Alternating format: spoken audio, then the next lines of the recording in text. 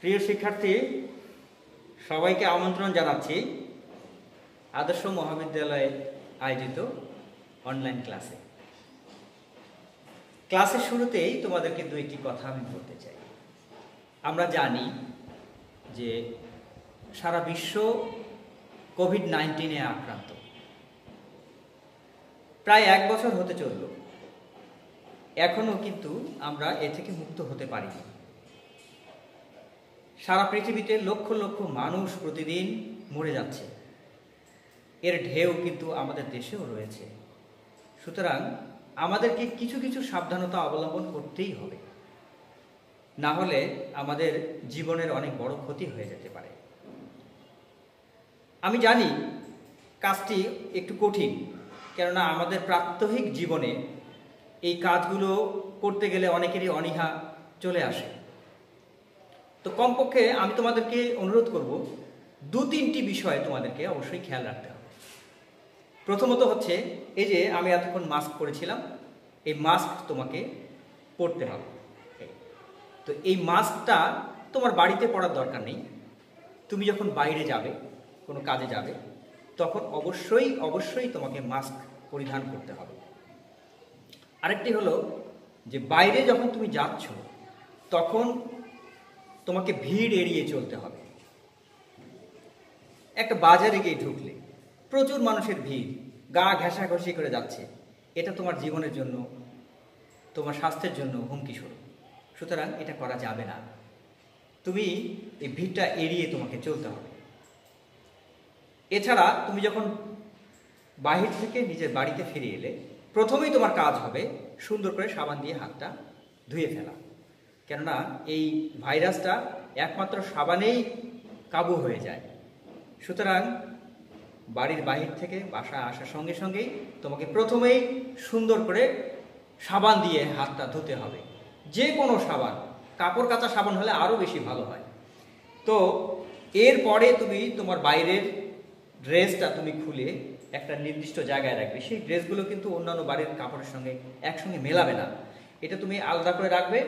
এবং এবার তোমার হাত, মুখ, পা সুন্দর করে সাবান দিয়ে ধুয়ে তারপর তোমার ফ্যামিলি মেম্বারদের সঙ্গে তুমি একসঙ্গে হবে। কমপক্ষে এইটুক যদি আমরা মেনটেন করতে পারি, তাহলে আমার বিশ্বাস যে বাংলাদেশে এর প্রাদুর্ভাব অনেকটাই কমে যাবে এবং আমরা করোনা যুদ্ধে নিশ্চয়ই জয়ী হয়ে যাব। অনেক কথা হলো, এবার আমি ক্লাসে ফিরে আসি। হ্যাঁ, আমি সচরাচর আসলে ক্লাস নিই না, কেননা এর আগে ক্লাস নিতাম। এখন অনলাইনে ক্লাস করতে এসে আমারও আগ্রহ হলো, অন্যান্য স্যাররা ক্লাস নিচ্ছে তোমাদের। আমি একসময় রেগুলার ক্লাস নিতাম, কিন্তু এখন ক্লাস নেওয়ার আর আমি সুযোগ পাই না। তারপরেও আজকে একটু সুযোগ হয়ে গেল, ভাবলাম যে তোমাদের সামনে আসি। তো আমি তোমাদেরকে শুরুতেই স্বাগতম জানাচ্ছি আমাদের আজকের ক্লাসে। আমার পরিচয়টা দিয়ে দিই। আমার নাম রেদওয়ানুর রহমান, আমি এই মহাবিদ্যালয়ের অধ্যক্ষ হিসেবে কাজ করছি। আমি আজকে তোমাদেরকে যে ক্লাসটা নেব তার পাঠ পরিচিতি, সেটি হচ্ছে যে আমি বিশেষ করে সমাজকর্ম যারা এইচএসসি ভর্তি হয়েছে নতুন ছাত্র, তাদের প্রথম বর্ষ এবং সমাজকর্ম প্রথম পত্র 6ষ্ঠ অধ্যায় আমি তোমাদের সামনে ক্লাস নিব।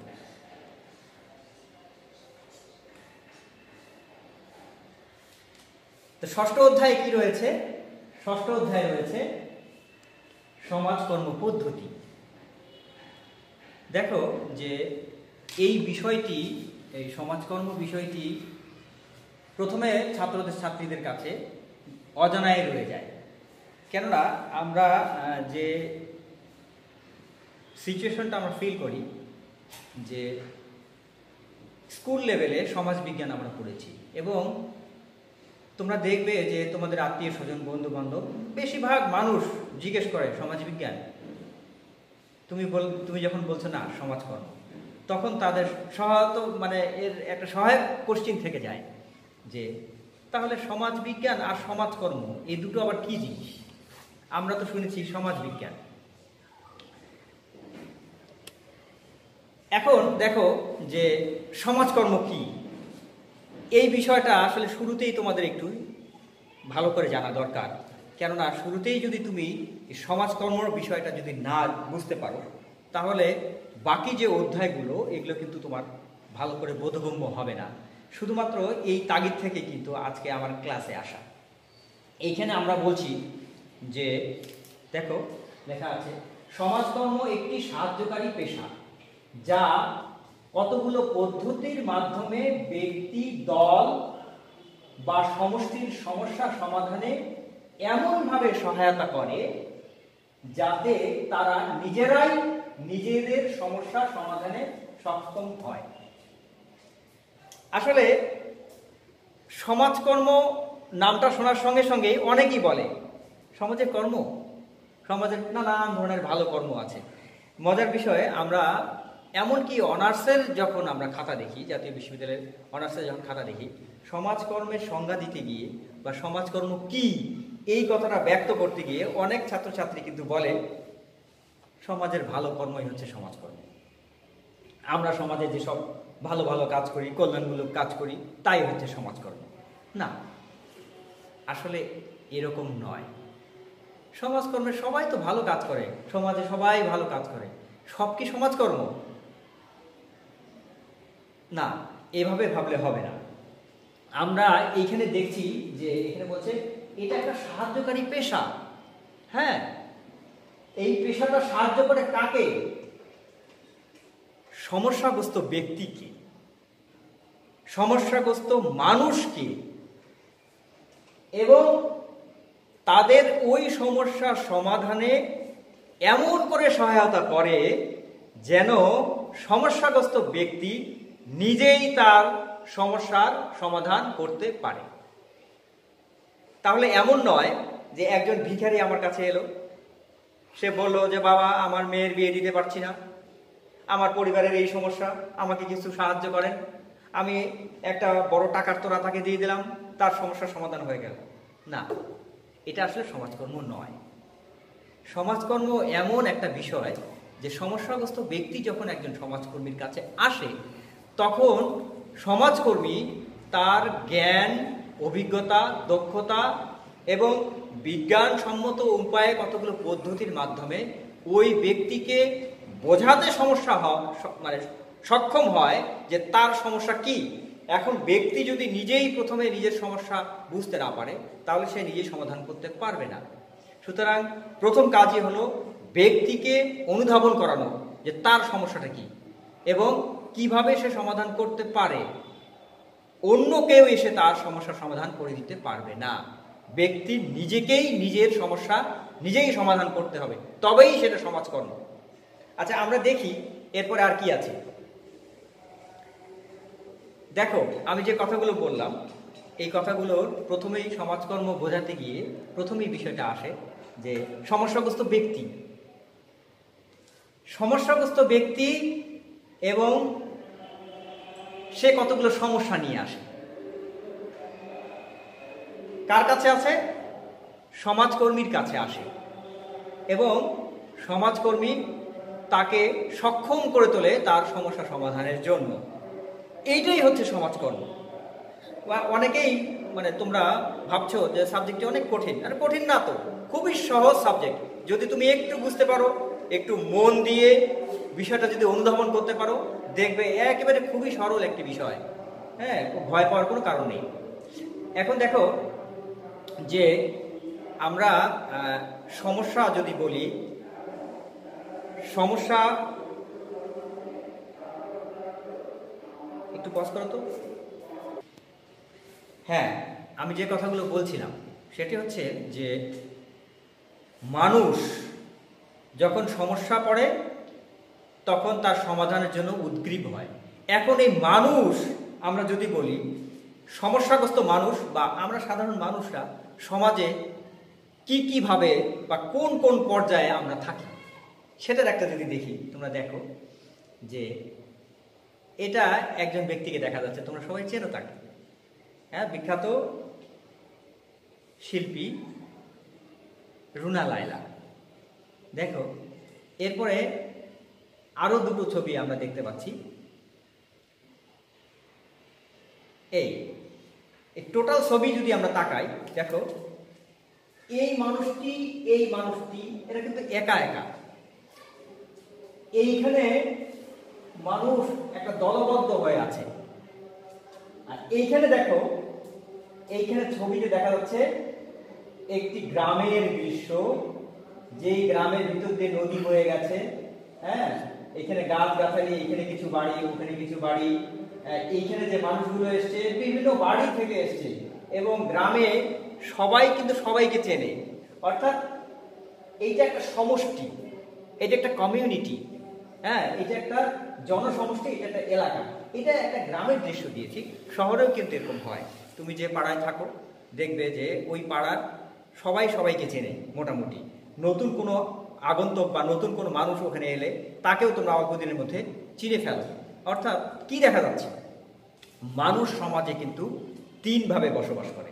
এই যে একটা হচ্ছে ব্যক্তিগত, অর্থাৎ দেখো যে একদম ব্যক্তি মানুষ, আমি নিজস্ব একটা মানুষ, আমার ভিতরে একটি আরেকটি মানুষ আছে। এই যে অবয়ব দেখছো, এই অবয়বের ভিতরে আরেকটি মানুষ আছে, যে মানুষটি অন্য কারোর সঙ্গে মিল নেই। আমি একদম স্বতন্ত্র একটি মানুষ। আমার ভাবনা চিন্তা, আমার রুচি, আমার আদর্শ সব কিছু পৃথক। অন্য 10টি মানুষ কেন, 10 লক্ষ 10 কোটি মানুষ থেকে পৃথক। এটাই হচ্ছে নিয়ম, যে একটা মানুষ থেকে আরেকটা মানুষের পার্থক্য এই জায়গাতেই। তা আমি ব্যক্তিগত জীবন, আমার ব্যক্তিগত জীবনে সুখ দুঃখ হাসি কান্না সব কিছুই রয়েছে, তাই না? তাহলে আমি কিন্তু ব্যক্তিগতভাবে আমি একজন আলাদা মানুষ। আবার দল, আমরা প্রত্যেকেই কোনো না কোনো দলের সঙ্গে সংযুক্ত থাকি। এই যে তোমরা ভর্তি হয়েছ, তোমাদেরকে যদি দল বিভাজন আমি করি, তাহলে তোমরা হচ্ছে এইচএসসি প্রথম বর্ষ দল, এইচএসসি ফার্স্ট ইয়ার দল। ধরো আমাদের কলেজে একটি ফুটবল টুর্নামেন্ট হলো, ফার্স্ট ইয়ার এবং সেকেন্ড ইয়ার, তুমি কোন দলে যাবে? নিশ্চয়ই তুমি ফার্স্ট ইয়ারের দলে যাবে। এই জন্য তুমি একটি দল, ঠিক আছে? আবার বৃহৎ পরিসরে দল হতে পারে, যে দেখা যাচ্ছে যে কেবিএম কলেজ বনাম আদর্শ কলেজের খেলা হচ্ছে, তখন তুমি কোন দলে যাবে? নিশ্চয়ই আদর্শ কলেজের দলেই তুমি থাকবে। এই যে দলের প্রতি একটা উই ফিলিংস, আমরা, হ্যাঁ, এই আমরা থেকে একটা দলের, আমরা সবসময় কিন্তু কোনো না কোনো দলের সাহচর্যে আছি আমরা, এবং কোনো না কোনো দলের সঙ্গে আমরা মিশে আছি। এবং এই দলের সঙ্গে চলতে গেলে কিছু কিছু সমস্যা আছে। তাছাড়া ব্যক্তিগত ব্যক্তি জীবনেও কিন্তু আমাদের একেবারে একান্ত কিছু সমস্যা রয়েছে, যে সমস্যাটা আমি একা একা সমাধান করতে পারছি না। কখনো কখনো এমনও হয় যে এই সমস্যার কথা আমি কাউকে বলতে পারছি না, কিন্তু সমস্যাটা আমার ভেতরেই রয়েছে, ঠিক আছে? তেমনি দলের কতগুলো সমস্যা রয়েছে, হ্যাঁ, এই দলীয় সমস্যা। তারপর আরেকটা বলছি কমিউনিটির সমস্যা। আর কিছু কিছু সমস্যা আছে যেটা একটা টোটাল একটা সোসাইটির সমস্যা, বা আমি যে কমিউনিটিতে থাকি, বা আমি যে জনসমষ্টিতে থাকি, যে পাড়ায় থাকি, যে মহল্লায় থাকি, টোটাল সবার একটা একটা কমন সমস্যা থাকতে পারে, বা একাধিক কমন সমস্যা থাকতে পারে। তাহলে দেখো যে মানুষ কিন্তু পৃথিবীতে এই তিনভাবেই বসবাস করে, এর বাইরে কিন্তু তোমার কোনো অন্যখানে বসবাস করার সুযোগ নাই, ঠিক আছে? তুমি ব্যক্তিগত একটা মানুষ, তুমি দলগত একটা মানুষ, আবার তুমি একটা সমষ্টিগত একটা মানুষ। এখন আমরা দেখি যে দেখো একটি মানুষ, চিত্রে কি দেখা যাচ্ছে? একটি মানুষ তার সামনে ল্যাপটপ, চায়ের কাপ, বইপত্র নিয়ে মাথা হেট করে আছে। কেন? নিশ্চয়ই ওর কোনো সমস্যা রয়েছে। এই যে সমস্যাটা, এই সমস্যাটাই হচ্ছে ব্যক্তিগত সমস্যা। দেখো আর একটি মানুষ, সেও কিন্তু এরকম মাথা, তিন মাথা এক করে দিয়ে চুপ করে বসে আছে। ছবিটা দেখলেই আমরা বুঝতে পারছি যে ওদের সমস্যা রয়েছে। এটা কি বলে? ব্যক্তি সমস্যা। এরপর আমরা যদি দেখি যে এখানে দেখো একটা দল, মানে একটা অফিসিয়াল কাজ মনে হয় হচ্ছে, তাই না? যে আমরা যারা অফিসে চাকরি করি এখানেও কিন্তু একটি দল, আমার অফিসের সবাই, যত আমরা অফিসে চাকরি করি একটা অফিসের সবাই মিলে একটি দল। মানে একটা অফিস কিন্তু একজনের উপর দিয়ে চলে না। ধরো এই যে আমি এই কলেজের অধ্যক্ষ, আমি একা একা কিন্তু এই কলেজটি চালাতে পারবো না। আমার অফিসের সঙ্গে আমার আরও বর্গ আছে যারা অফিসটাকে সবাই মিলে আমরা একসঙ্গে টেনে নিয়ে যাচ্ছি। আবার ক্লাসগুলো চালানোর জন্য একদল শিক্ষক রয়েছে, শিক্ষকরা। ধরো যে আমরা সবাই আছি, শিক্ষকরা নাই, তাহলে তো আর মহাবিদ্যালয় হলো না, হলো? তাহলে সবাই মিলেই কিন্তু আমরা একটা দল। এই দলে দেখো এরা এখানে একটি সমস্যা নিয়ে সবাই চিন্তিত, তার মানে এখানে একটি দলীয় সমস্যা, দলীয় সমস্যা। এরপরে দেখো যে এইখানে কি আমরা দেখতে পাচ্ছি, রাস্তার ধারে অনেকগুলো ভিক্ষুক। হ্যাঁ, কেউ সক্ষম ভিক্ষুক, কেউ আবার অক্ষম ভিক্ষুক। কেউ ভালোই মোটা তাজা, স্বাস্থ্য সুন্দর, সব কিছু আছে, কাজ করতে পারে, হ্যাঁ, কিন্তু তারপরে সে ভিক্ষা করছে। আবার এই মানুষটিকে দেখা যাচ্ছে ইনি হচ্ছে অক্ষম। তো যেটাই হোক না কেন, এই যে ভিক্ষাবৃত্তি, এই ভিক্ষাবৃত্তিটি কিন্তু আমাদের একটি সামাজিক সমস্যা। হ্যাঁ, এটা একটা সমষ্টির সমস্যা। একটি গ্রামের যদি 40 ভাগ মানুষ ভিক্ষুক হয়ে থাকে তাহলে ওই গ্রামের উন্নতি হবে না, ওই গ্রাম তো মানে সমস্যাগ্রস্ত গ্রাম। তেমনি বাংলাদেশে এক সময় প্রচুর ভিক্ষুক ছিল, বাংলাদেশের মানুষ অনেক না খেয়ে মরতো, এরকমও আছে, কিন্তু এখন আর সেই অবস্থা নেই। আবার তোমরা শুনলে অবাক হবে যে বঙ্গবন্ধু তার আত্মজীবনী বইয়ের একটি জায়গায় লিখেছিল যে কলকাতা সম্বন্ধে বা আমাদের পশ্চিমবঙ্গ সম্বন্ধে একটা চমৎকার উক্তি উনি করেছিলেন। বলেছিলেন, ইংরেজরা যখন আমাদের এই দেশে আসে তার আগে, অর্থাৎ ইংল্যান্ডের অবস্থা এতই শোচনীয় ছিল, তাদের অর্থনৈতিক অবস্থা এতই খারাপ ছিল যে আমাদের সোনার বাংলার যে সম্পদ, এই সম্পদ দিয়ে তাদের কয়েকশো বছর চলতে পারে। অর্থাৎ তারা এতই অভাবগ্রস্ত ছিল, তাদের কিচ্ছু ছিল না। আমরা ওই ব্যাপারেও সমাজকর্মের একটি পাঠ আছে, তোমরা পরবর্তীতে অন্য কোনো শিক্ষকের মাধ্যমে জানতে পারবে। হ্যাঁ, যে বিশেষ করে 1500, 1600, 1300, 1400 এই সালগুলোতে ইংল্যান্ডের অবস্থা অত্যন্ত নাজুক ছিল এবং মানুষ পথে পথে ভিক্ষাবৃত্তি তো করতোই, না খেয়ে মরতো, হাজার হাজার মানুষ, এরকম অবস্থা ছিল ইংল্যান্ডের। সেই জায়গা থেকে এখন তাদের অবস্থা অনেক ভালো। তেমনি আমাদেরও কিন্তু আমরা যদি আমাদের বাংলাদেশের কথাও বলি, যুদ্ধ বিধ্বস্ত দেশের পর আমরা সদ্য স্বাধীনতা মুক্তির পর বেশ কিছুদিন আমাদের দেশে প্রচুর অভাব ছিল, কিন্তু বর্তমানে বর্তমান সরকারের চৌকস নেতৃত্বের কারণে কিন্তু এবং দেখা যাচ্ছে যে আমাদের দেশ এখন ক্ষুধা এবং দারিদ্র্যমুক্ত হতে চলেছে। হ্যাঁ, আমরা এখন কিন্তু যে উন্নয়নশীল দেশ থেকে উন্নত দেশের কাতারের মধ্যে আমরা পৌঁছতে যাচ্ছি, অল্প দিনের মধ্যেই পৌঁছে যাব। যাই হোক, সে কথা, এটা হলো সমষ্টির সমস্যা, অর্থাৎ টোটাল আমাদের সমষ্টি, সেই সমষ্টির সমস্যা। তাহলে দেখো, আমি তোমাদেরকে এর আগে যেটা দেখালাম, আবার একটু ফিরে আসি। ব্যক্তি সমস্যা, তারপর হচ্ছে দলীয় সমস্যা, আর হচ্ছে সমষ্টির সমস্যা। এখন দেখো, এই বিষয়টি তোমাদের দেখানোর একটু কারণ আছে। কারণটি হলো যে সমাজকর্ম যে এই সব সমস্যা সমাধানে ব্যক্তি, দল এবং সমষ্টিকে সক্ষম করে তোলে, তার পিছনে কতগুলো যুক্তি আছে, তার পিছনে কতগুলো নিয়ামক আছে, পেছনে কতগুলো পদ্ধতি আছে। এই পদ্ধতির মধ্য দিয়েই কিন্তু সমাজকর্মের এইসব সমস্যা সমাধান হয়ে থাকে। আচ্ছা, আমরা এই যদি দেখি যে তাহলে সমাজকর্ম পদ্ধতিটা কি জিনিস, আমরা আবার আসি এখানে সমাজকর্ম পদ্ধতির ধারণা। সমস্যাগ্রস্ত ব্যক্তি, দল এবং সমষ্টির সমস্যা। আমরা একটু আগে স্লাইডে আমরা যে ছবিটা দেখালাম, যে এই দেখো সমস্যাগ্রস্ত ব্যক্তি, দল এবং সমষ্টি আমরা দেখালাম না একটু আগে?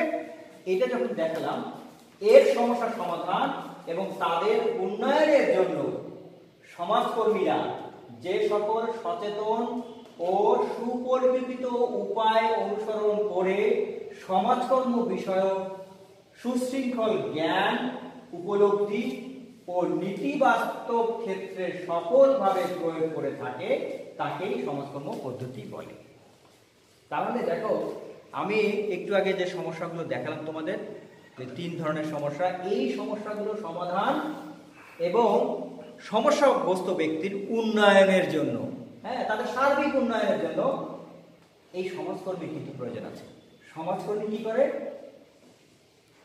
সচেতন ও সুপরিকল্পিত উপায় অনুসরণ করে একটা প্ল্যানিং, চমৎকার একটা প্ল্যানিং এর মাধ্যমে, অর্থাৎ পরিকল্পিতভাবে সমাজকর্মীরা কি করে এবং তাদের সুশৃঙ্খল জ্ঞান, উপলব্ধি ও নীতি বাস্তব ক্ষেত্রে সফলভাবে প্রয়োগ করে থাকে। ওই যে শুরুতে আমরা বলছিলাম যে সমাজকর্ম একটি পেশা, সাহায্যকারী পেশা। পেশা মানেই হচ্ছে তার সুশৃঙ্খল জ্ঞান, উপলব্ধি, দক্ষতা সব থাকতে হবে। তাহলে সমাজকর্মী এই সবের মধ্য দিয়ে যখন এই সমস্যাগ্রস্ত ব্যক্তি, দল এবং সমষ্টির সমস্যার সমাধানে তাদের সক্ষম করে তোলে, এই কতগুলো পদ্ধতির মধ্য দিয়ে, যে পদ্ধতির মধ্য দিয়ে তাদেরকে এই সমস্যার সমাধান সক্ষম করে তোলে, এগুলোই হচ্ছে সমাজকর্মের পদ্ধতি। এখন আমরা একটু সামনে এগিয়ে যাই। এখন আমরা বলছি যে সমাজকর্ম পদ্ধতির ধরন।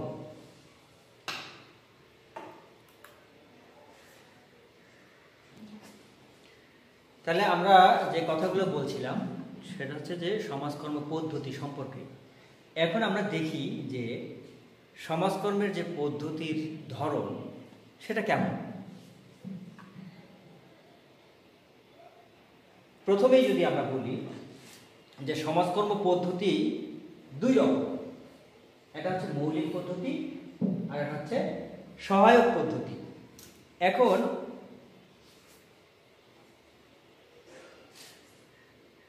মৌলিক পদ্ধতিগুলো কিন্তু সমাজকর্মের সমস্যা সমাধানের ক্ষেত্রে সরাসরি সহায়তা করে থাকে, আর সহায়ক পদ্ধতিগুলো মৌলিক পদ্ধতিগুলোকে সহায়তা করে। আর একটু বিস্তারিত পরে একটু আলোচনা করছি। দেখো, তাহলে মৌলিক পদ্ধতি কিন্তু আবার 3 ধরনের। একটা হচ্ছে ব্যক্তি সমাজকর্ম, এই যে ব্যক্তি সমাজকর্ম, তারপর হচ্ছে দল সমাজকর্ম, তারপর হচ্ছে সমষ্টি সমাজকর্ম। আবার সমষ্টি সমাজকর্ম কিন্তু আবার 2 রকম, সমষ্টি সংগঠন এবং সমষ্টি উন্নয়ন। আবার দেখো যে সহায়ক পদ্ধতির আবার প্রকারভেদ আছে। সহায়ক পদ্ধতিগুলো দেখো, যে সহায়ক পদ্ধতি হচ্ছে সমাজকর্ম প্রশাসন, সামাজিক কার্যক্রম এবং সমাজকর্ম গবেষণা। এখন এইখানে একটি তোমাকে এই দুটোর মধ্যে সামান্য একটু তোমাকে বলে রাখি, সেটা হচ্ছে যে মৌলিক পদ্ধতি আবার সহায়ক পদ্ধতি কেন। এই ধরো যে আমরা একটি সমস্যা নিয়ে কাজ করছি, যে একটু আগে আমরা ভিক্ষাবৃত্তির একটা ছবি দেখলাম না? তো ধরে নাও তোমার গ্রামে অনেক ভিক্ষুকের সংখ্যা বেশি, তো এটা একটা সামাজিক সমস্যা। এই সমস্যা যদি আমরা সমাধান করতে চাই, তাহলে আমরা বলছি যে সমস্যাগ্রস্ত ব্যক্তিকে এমনভাবে সহায়তা করা হচ্ছে যেন সে নিজেই সক্ষম হয়, কিন্তু একটা গ্রামে ভিক্ষুক বেশি, এইটা আমাদের কাছে তথ্য। শুধু এই তথ্য দিয়েই কিন্তু আসলে সমস্যার সমাধান করা যাবে না।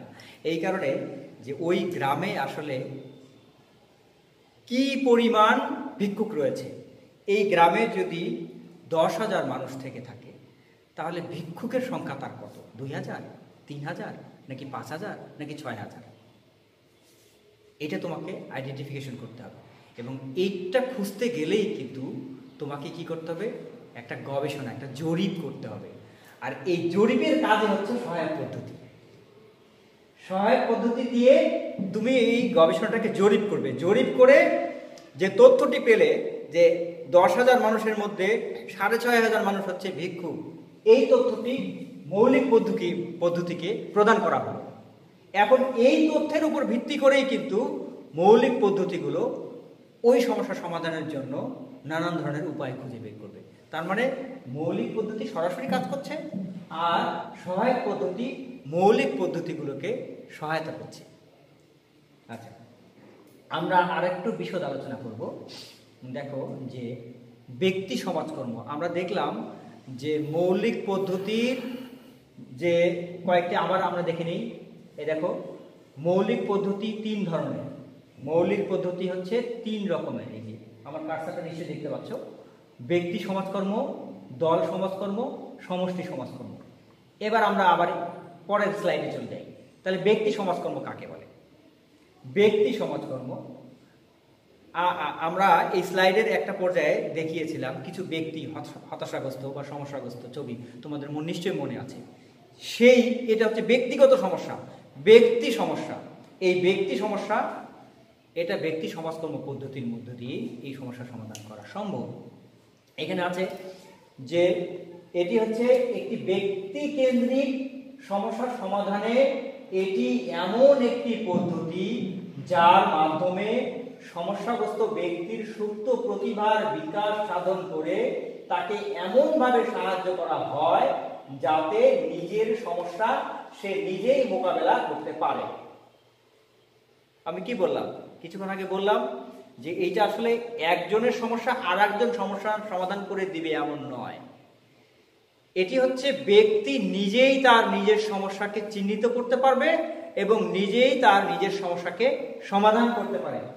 সেই কথাই এখানে বলা হচ্ছে যে এমনভাবে সাহায্য করা হয় যাতে নিজের সমস্যা সে নিজেই মোকাবেলা করতে পারে এবং কার্যকর সামাজিক সম্পর্ক বজায় রেখে সামাজিক পরিবেশের সাথে খাপ খাইয়ে চলতে পারে। কেননা যে একজন ব্যক্তি যখন সমস্যাগ্রস্ত হয় তখন কিন্তু সে বিভিন্ন জায়গায় খাপ খাইতে পারে না, পরিবারে খাপ খাইতে পারে না, তার বন্ধু বান্ধবের সঙ্গে খাপ খাইতে পারে না, সে দলে খাপ খাইতে পারে না, তার এলাকায় কারোর সঙ্গে খাপ খেতে পারে না যখন একটা ব্যক্তি সমস্যাগ্রস্ত হয়। ধরো একটা ছোট উদাহরণ দিই, যে একটা পরিবারের কোনো একজন ব্যক্তি মাদকাসক্ত, তাহলে সে মাদকাসক্ত, এটা কিন্তু তার একটা সমস্যা। সে মাদকাসক্তি, সে মাদক দ্রব্য সেবন না করলে তার স্বস্তি হয় না, তার ভালো লাগে না। হ্যাঁ, সে প্রতি মুহূর্তে মাদক দ্রব্য চায়, এটা তার সমস্যা এবং এর ফলে তার মানসিক শারীরিক নানাবিধ সমস্যার একের পর এক শুরু হয়ে যায়। তো এই সমস্যাটার কারণে কিন্তু সে তার পরিবারে খাপ খাইতে পারে না, তার পরিবার তাকে ভালো চোখে আর দেখে না, যে এই করে মদ খেয়ে বেড়ায়, এটা গাঁজা খায়, এটা অন্যান্য দ্রব্য মাদক দ্রব্য সেবন করে, ওকে কেউ আর ভালো চোখে দেখে না। তেমনি তার বন্ধু বান্ধব যারা তার দল আছে সেই দলেও তাকে আর পছন্দ করে না, সেখানেও সে নিজের মতো করে খাপ খাইতে পারে না। সে একটা কথা বলে সবাই বলে ও মিথ্যা কথা বলছে, হ্যাঁ ওটা গাঁজা খোর, মিথ্যা কথা বলে, সুতরাং সে কিন্তু ওখানে খাপ খাইতে পারে না। আবার তার এলাকার মধ্যেও কিন্তু সে খাপ খাইতে পারে না, সবাই তাকে চিহ্নিত করে রাখছে যে এই ছেলেটি হচ্ছে গাঁজাখোর, এই ছেলেটি মাদক দ্রব্য সেবন করে, সুতরাং ওকে বিশ্বাস করা যায় না, ও যে কোনো মুহূর্তে চিন্তাই করতে পারে, ও মিথ্যা কথা বলতে পারে। এইসব কারণে কিন্তু সে তার সমাজেও খাপ খাইতে পারে না। এখন এই ব্যক্তিকেন্দ্রিক সমস্যা সমাধান পদ্ধতি এটা এমনভাবে ওই ব্যক্তিটাকে মানে সহায়তা করে থাকে যে পরবর্তীতে সে নিজের সমস্যা নিজেই সমাধান করে সে তার নিজের কাছে, পরিবারের কাছে, দলের কাছে, সমাজের কাছে খাপ খাইয়ে চলতে পারে। এইভাবে তাকে সক্ষম করে তোলা হয়। এবার দেখো যে আমরা পরের স্লাইডে আসি। এখানে দেখা যাচ্ছে দল সমাজকর্ম।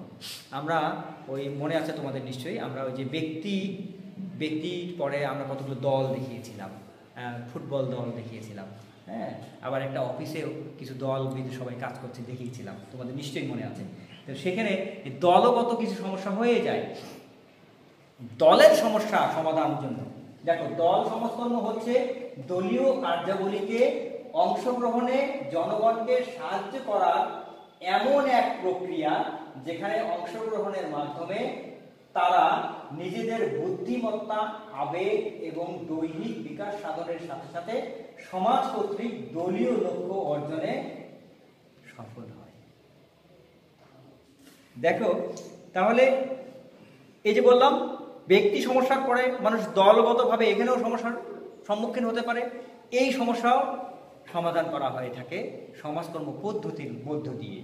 হ্যাঁ, এবং যে পদ্ধতি দলীয় সমস্যা সমাধান করে দলকে সক্ষম করে তোলে নিজের পায়ে দাঁড়ানোর জন্য, দলকে নিজেকে মূল্যায়ন করার যে সক্ষম করে তোলে এবং দলকে স্বাভাবিকভাবে চলার অধিকার ফিরিয়ে দিতে পারে, সেটাই হচ্ছে দল সমাজকর্ম পদ্ধতি। এবার আমরা আসি সমষ্টি সমাজকর্ম, অর্থাৎ আমরা ভিক্ষাবৃত্তির যে ছবিটি দেখেছিলাম, আমি একটু আগে ভিক্ষাবৃত্তির উদাহরণ দিলাম। যে কোনো সমস্যা, সমষ্টির যে কোনো, শুধু ভিক্ষাবৃত্তি নয়, এই এখন একটি সামাজিক সমস্যা হিসেবে ধরো যে নারী নির্যাতন, যৌতুক, হ্যাঁ, কিংবা ইফটিজিং, এ ধরনের কিন্তু অনেক সমস্যাই আছে না?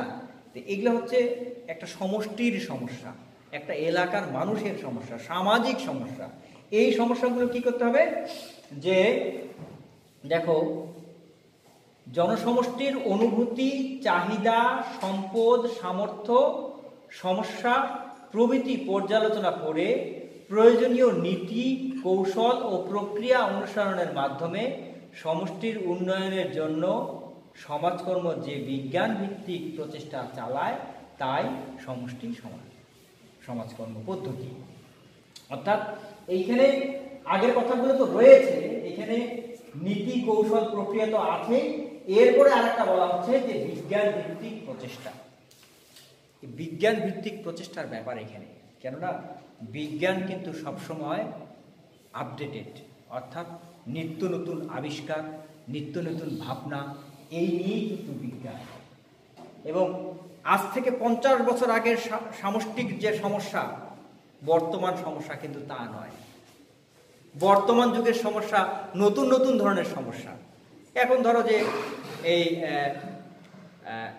এখন কোভিড-19, এইটা একটা ওয়ার্ল্ড ওয়াইড একটা প্যান্ডামিক সিচুয়েশন, এটা নিয়েও কিন্তু কিছু সামাজিক সমস্যা নিত্য নতুন তৈরি হচ্ছে। দেখো অনেকেই তো পেশা হারিয়েছে। তোমরা হয়তো জানো, কেউ হয়তো জানো না, যে বড় বড় শহরগুলোতে যে অনেক ধরনের মানুষ যে কাজগুলো করতো সে কাজ হারিয়েছে। অর্থাৎ আমি একটি বেসরকারি প্রতিষ্ঠানে কাজ করতাম, হঠাৎ করে প্যান্ডেমিক সিচুয়েশনের কারণে আমার চাকরি নেই। তাহলে এই মানুষটি কি করবে? এই মানুষটি অন্য পেশায় এখন ধরার আর তেমন কোনো সুযোগ নেই। তাহলে সে তার ব্যক্তিগত সমস্যায় পড়লো, বাড়িতে এসে দলীয় সমস্যায় পড়লো, এলাকায় এসে সামাজিক সমস্যায় পড়লো। তার আগের মতন মুভমেন্ট কিন্তু তার নাই। হ্যাঁ, এখন সে জীবিকার তাগিদে, এমনও হতে পারে জীবিকার তাগিদে সে অসৎ উপায় অবলম্বন করতে থাকলো, হতেও পারে আবার নাও পারে। হ্যাঁ, হয়েছে তো, আমরা দেখেছি যে এই সময়টা কিছু কিছু এলাকায় চুরি ছিনতাই বেড়ে গেছে।